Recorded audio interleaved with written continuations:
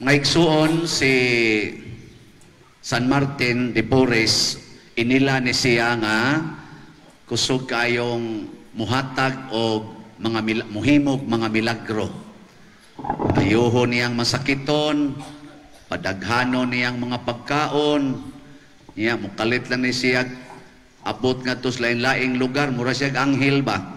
Puparihasan ni siya sa ako ditong patron sa simbahan si San Vicente Ferrer. Sila sa ning barkadahan ni Santa Rosa.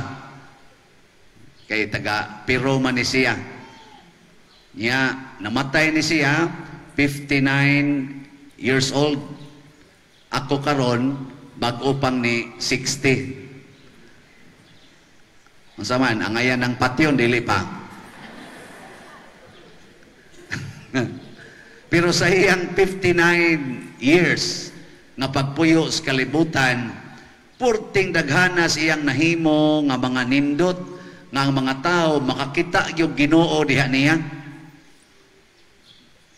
Kamo dinhi tanaw nako murag na may sobras 59. Ubay-ubay na ang mga tiwasunog naong tanaw nako. Kumusta man daghan na mog nabuhat nga makakita ang tao Ginoo diha ninyo? Ha? Ilingi imong tupad. Imong tupad ba lingi pangutan na kakita na kaginoo diri nako. Ay kano, ingna. Labi nag-imo ng asawa, nya mangutana. Ingon din ang bana sa Ginoong yawa ka. Ngano mang daghan man gayong na pakita si San Martin tungod kay iyang gipuy-an ang kinabuhi sa kakabos. Nataon ni siyang kabos, labi na gyutong gibiyaan na siya sa iyang amahan, igo raman ning gipaangkan ng iyang mama, illegitimate man ni siya. Niya gibiyaan, naglabandira na lang ang iyang mama, niya hangtod siya sad nahimo sang labandiro, nahimong boy sa mga Dominican nga convent, janitor, tiglaba, tiglawog sa mga hayop. Ana, iyang kinabuhi, nagtubo. Pero ang iyang yung gihuptan nga wa mahibaw istanan ang iyang pagsigig ampo ngadto sa Ginoo. Sa tanan iyang gibuhat, kanunay gid siyang nag-ampo. Kita galabi ang buhat, way ampo. Unya ikaduha nga iyang gibutang siyang kasing-kasing, di gyud siya mangayo og pabor. Siya'y tighatag og pabor. Siya'y mangalagad, dili siya magpaalagad. Di ba mo sa na prinsipyo ni Kristo? Si Kristo siging ampo. Yan ingon siya, wa kumuanhi aron magpaalagad, kung dili aron mualagad. Oh, tanawa. Mao na nakita ang Diyos Kristo diha niya. Niya ikatulo, mahigugma siya sa mga tao nga nagsigig tamay niya. Kay lagi illegitimate, unya anak pagyod o kaning African, kuan man na, i-discriminate man na dito sa Pero. O, labi na gyud gipaangkan, bugal-bugalan siya sa iyang kauban dito sa kumbento. Hastas mga pari, bugal-bugalan siya, tamayon. Pero ang iyang gugma, mas musamot, ngadtos mga taong nagbugal-bugal niya. Kinsa ninyo din ang ganahang musugot, musunod ang iyang kinabuhi nga, kung bugal-bugalan, musamot noon siya ka-inlove sa nagbugal-bugal niya, kita sa kamot. Mga naong nato, mga yawan noon kay tastanan, suway bugal-bugal, bisag i-post lang ka sa Facebook, suko dayon. Libakon lang, suko dayon. Pero siya, dek yung suko, mas ma-inlove na noon. Nya, ikaupat niyang batasan, ang iyang yung first priority nga iyang alagaran, kana yung mga kabos o mga masakiton.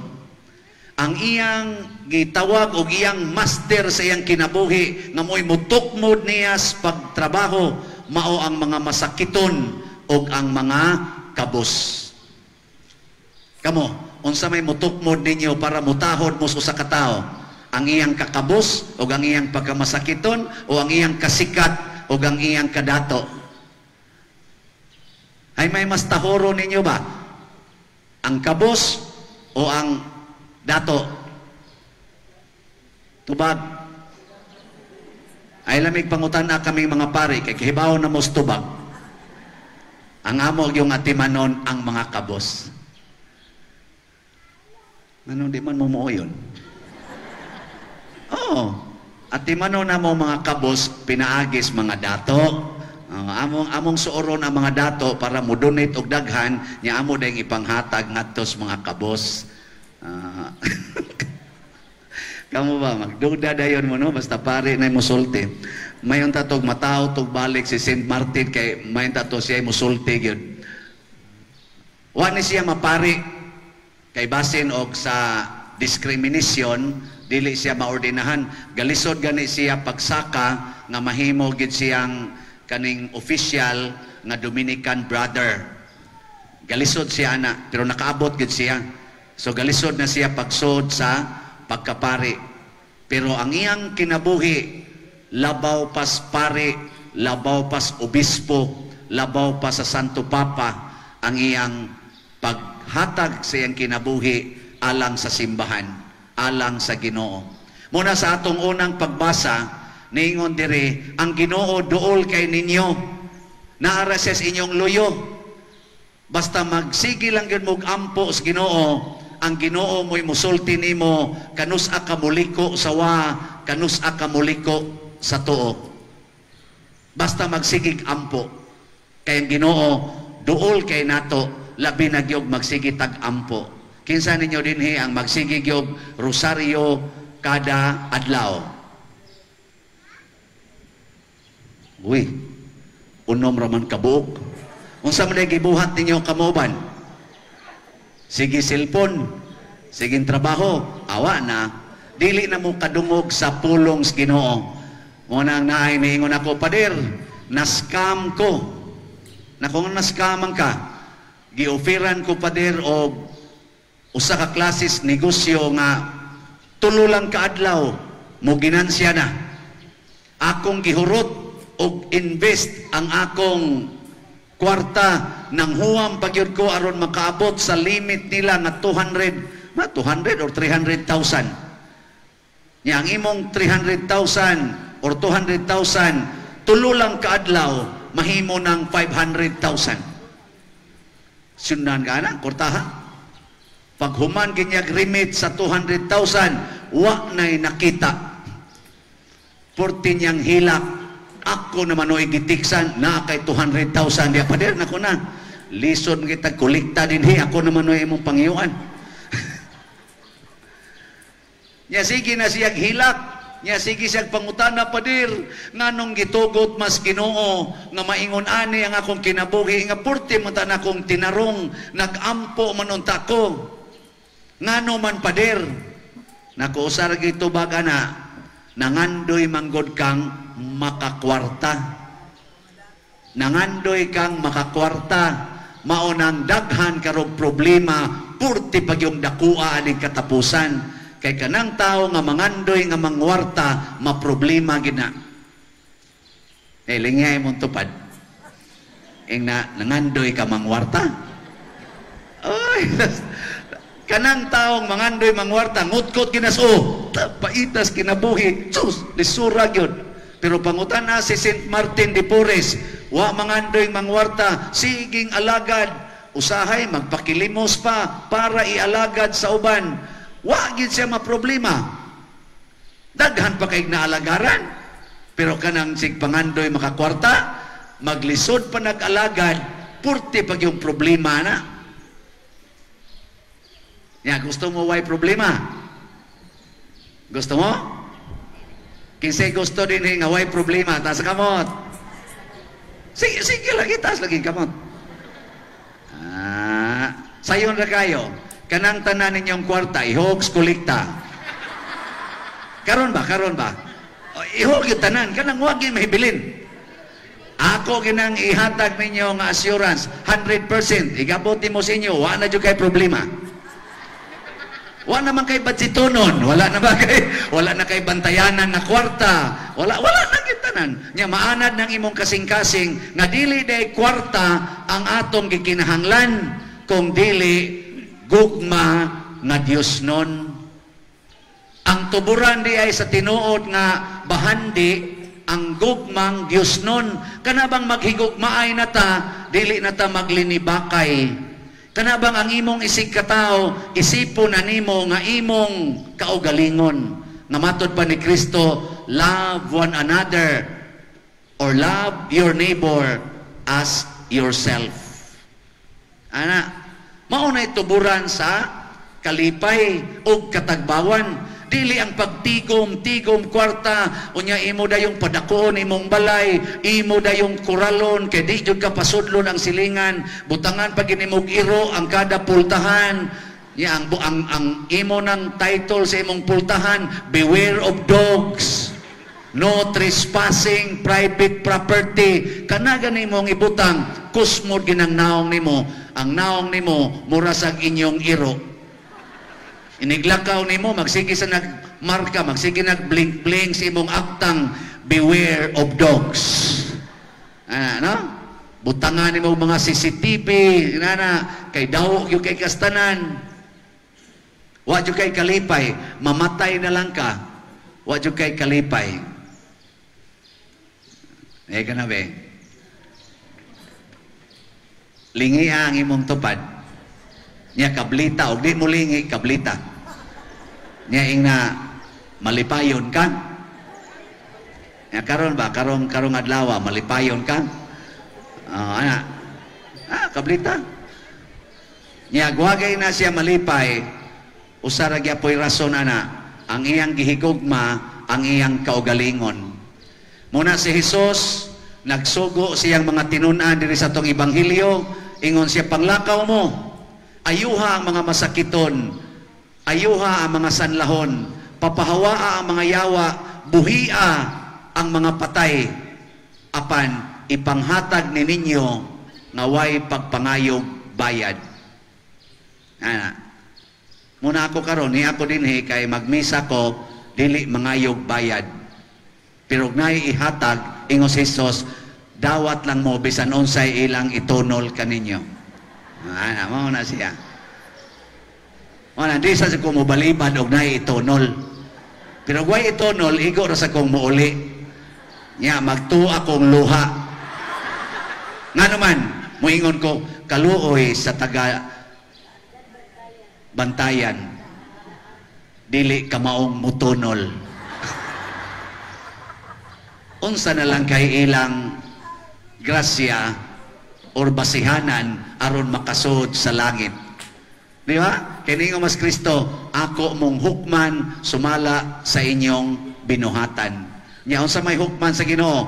Ang atong pagkamanggihatagon. Muna si San Martin, sila si Santa Rosa, sila si kaning Mother Teresa, Saint Francis, ug uban pang mga santos, apil ng atong santos dinhi, San Lorenzo, San Pedro Calungsod, nang hatag sila, nang hatag, apil ng ilang dugo, ilang gihatag, aron paagason ngadto sa laing nasod, aron pagpakita nga sila nagsunod sa Ginoo, nang hatag, wa mangayog bayad.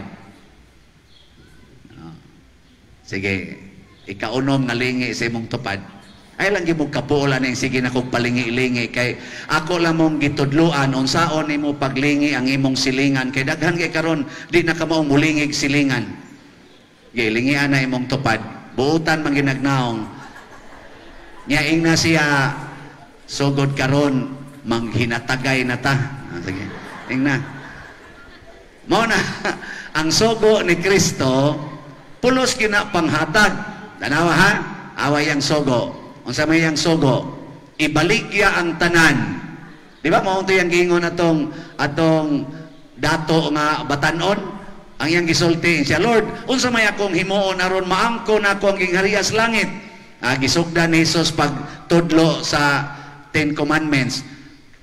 Simbaha ang Dios, ayaw pamakak, ayaw panapaw, tahora imong mamagpapa, ayaw pagpatay, ingon dayon siya, kanatanan Lord, ako na nang gibuhat, unsa pa man kuwang. Ingon si Jesus, usa na lay kuwang para maangko na ginimo ang langit.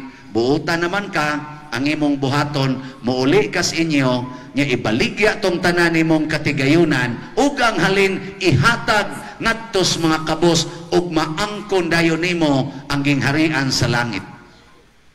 Kana yung pagpanghatag. Di ba? Nya kisay mo sunod aning gisulti ni Jesus be. Taas ang kamot. Naay usa, tanaw na to og ihog banyas kolekta ang tanan niyang kwarta karon. Congratulations. Napasa isugo si Jesus, panghatag yapon. Ingon siya, kung tamparuson ang imong pikas aping. Masamay ikaw, ihatag sad ang pikas aping. Di gyud ka pabawson, sige lang yung tamparus. Napasig ingon, kung naay mupugos ni mo papasan sa iyang karga o usa ka kilometro, himo ang 2 ka kilometro. Kay katong una, ipugos man ka, pakapini og laing 1 ka kilometro. Pulos gyud lagi hatag. Napasig ingon, kung dunay mukihan nimo para mailog ang imong kamisin, ipakapin sad og hatag ang imong kamis sa dentro. Kung dunay mo ilog sa imong bana, pakapini og asawa. Pasabot, kung ang imong bana nangabit, kuyugi. Aron samtang maglipay-lipay sila, naa ka nga nag-andam sa ilang pagkaon. Gutom baya ng buhata. Ambot, wako kasuway. Kamu pa din nakasuway mo, anak. Gutom tingali na, eh. Kaya ingon sila, mura mo kuno ka, naggadaro kuno ka na. Panington man kuno ka, nagbugbog. Ako, sa isinta na ko, hapit nung ko kahimo, pero ako kasuway ito. O man to madayon sa una. Kana po, obi ako kauyab. Katulo ko nakaset og marriages with different girlfriends. Ang una na kong set og marriage, December 10, 1990. Wa madayon kay gibuwagan ko. Nya pagka sunod na sad, June 1992, gibuwagan na sad ko. Ang sunod, June 1995, mo tayo mong plano, ako na inibuwag kay nisuod ko sa seminaryo.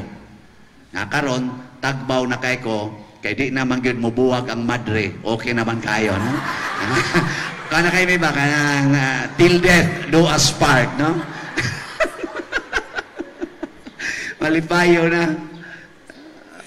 Anya, sa may imong buhaton, nga maluya man na imong bana o ang iyang kabit, ati man na. Love your neighbor as yourself. Labaw na gid sa imong husband. Kaya ang imong yung gisada na, for better or for worse. Di ba? Nya, better pa na. Ngalain na may yung gidugdog dito sa kwarto. Worse na, pero ang imong gugma, magpadayon. Kaya nga naman, for better or for worse, God. Muna, inigawa sa imong banas ilang kwarto, may din ka, dong, loto na. Asa man tong imong kuyog kay ako man sa tong neighbor. Mga undahin mong tulo. Di ba? Ikaw magkaon, ikapag imang huga sa inyong kinanan, aron mamahuay na sa silang balik dito. Imo na sa ngandamag snacks. Asawan, mubuhat mo ani, dili. Dili. Mga yawanon mo. Tanawa ang Ginoo, ang atong lawas usahay atong ihatag sa yawa tungod sa pagpakasala, pero siya'y gahatag natog hangin, siya naghatag natog pagkaon, naghatag sa adlaw, naghatag sa atong health, pero atong gigamit ang atong health pagbuhat og mga sala left and right, pero ang Ginoo 24/7 dili matog nag-atiman nato. Hilom lagi mo. Yang anong di man ta mo sunod, atong sundon. Mo nang niingon tas atong salmo. Kisa to ni kantag salmo dire. Kisa tayo nagkanta to? Ikaw to bang nikanta? Ikaw to, Brad? Nindot gani kay itong pagkakanta? Unsa gito'y tubag na to? Bulahan ang tanan nga nangandoy nga sa pag-abot sa Ginoo. Kana bulahan ang tanan nga nangandoy sa pag-abot sa Ginoo. Nangandoy ba mo nga moabot ang Ginoo ninyo? Nangandoy mo? Ang Ginoo dugay nang nagpaabot ug naghuwat nga inyo siyang ato siyang i-welcome. Naa na siya sa atong tupad, duol kay siya nato, naghuwat na lang siyang atong kabliton ug moingon ta, Lord, tell me what to do with my life and to my neighbors. Sama ni Saint Martin, mao na iyang pangutanas Ginoo, ug ang Ginoo mitudlo niya sa tanang maayong buhat para sa iyang kaugalingon aron di siya makasala, ug para sa iyang isig katao aron matabangan nga makakitag Ginoo ug makabiya og sala. Katapusang lingi sa imong tupad, basig ugma wa na. Ingna siya, akong isaad nimo. Akong isaad nimo, pakamatyan tika. Sige, sige na. Mauwaw gid sila na. Sige na, manindog na ta.